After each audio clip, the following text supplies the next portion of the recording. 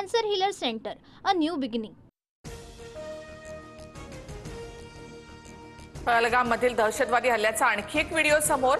दहशतवाद्यांचा अमानुष कृत्य, पर्यटनासाठी गेलेल्या निरपराध नागरिकांवर गोळीबार. फोटो आणि व्हिडिओ पोस्ट करत भारतीय नौदलाचा पाकिस्तानला सूचक इशारा, तर पाककडून नियंत्रण रेषेच्या 5 ते 7 किलोमीटर परिसरात जीपीएस जॅमर.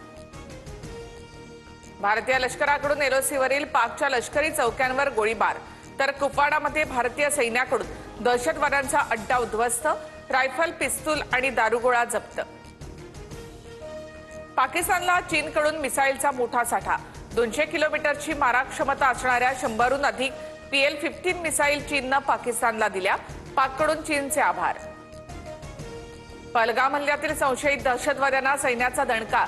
आतापर्यंत जम्मू काश्मीरमधील 6 दहशतवाद्यांची 7 घरं जमीनदोस्त. पहलगाम हल्ल्यामध्ये कोणताही सहभाग नाही. हल्ल्यातून TRF संघटनेनं हात मागे घेतला. अकाउंट हॅक झाल्याची TRFच्या पत्रकामध्ये माहिती. भारताने पाकिस्तानींना दिलेला अल्टिमेटम काही तासात संपणार. अटारी बॉर्डरवर पाकिस्तानी नागरिकांच्या वाहनांच्या रांगा. आतापर्यंत 191 जणांनी भारत सोडला, तर 287 भारतीय मायदेशात परतले. पाकिस्तानला एक थेंबही पाणी मिळणार नाही. सिंधू जलकरार रद्दचा निर्णय 3 टप्प्यांमध्ये लागू होणार. केंद्रीय जलसंधारण मंत्री CR पाटील यांचं मोठं विधान. सिंधू आमची लाईफलाईन, आम्ही सर्व प्रकारच्या चौकशीसाठी तयार, पण पाणी रोखल्यास चोख प्रत्युत्तर देऊ. पाकिस्तानचे पंतप्रधान शहबाज शरीफ यांचा इशारा. एक तर आमचं पाणी सिंधू नदीतून वाहील किंवा त्यांचं रक्त. सिंधू नदी आमचीच राहील. पाकिस्तान पीपल्स पार्टीचा प्रमुख बिलावल भुट्टो याचं चिथावणीखोर वक्तव्य. भारताने सिंधू पाणी करार स्थगित केल्यानंतर चिनाब नदीच्या पाण्याची पातळी 2 ते 3 फुटांनी कमी. पाकिस्तानच्या सियालकोटमधील मराला भागातील व्हिडिओ समोर. पाकिस्तानचे 2 तुकडे करा, पाकव्याप्त काश्मीर भारतामध्ये घ्या. तेलंगणाचे मुख्यमंत्री रेवंत रेड्डी यांची मोदींकडे मागणी.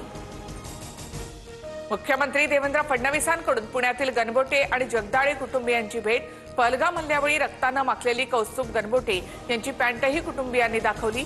फडणवीसांकडून शोकाकुल कुटुंबियांचं सांत्वन.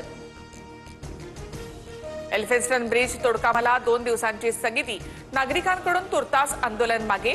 सोमवारी चर्चेसाठी बैठक आयोजित करण्याची MMRDAच्या अधिकाऱ्यांची माहिती. राज्यभरामध्ये हलक्या पावसाचा अंदाज. कोकण, मध्य महाराष्ट्र, मराठवाडा आणि विदर्भात तुरळक पावसाची शक्यता. विदर्भात 27 आणि 28 एप्रिलला गारपिटीचा अंदाज. नागपुरात गेल्या 4 दिवसांपासून पारा 44 अंशांवर. 26 ते 29 एप्रिल ढगाळ वातावरणामुळे तापमानात 1 किंवा 2 अंशांची घसरण होण्याची शक्यता. Cancer Healer Center, a new beginning.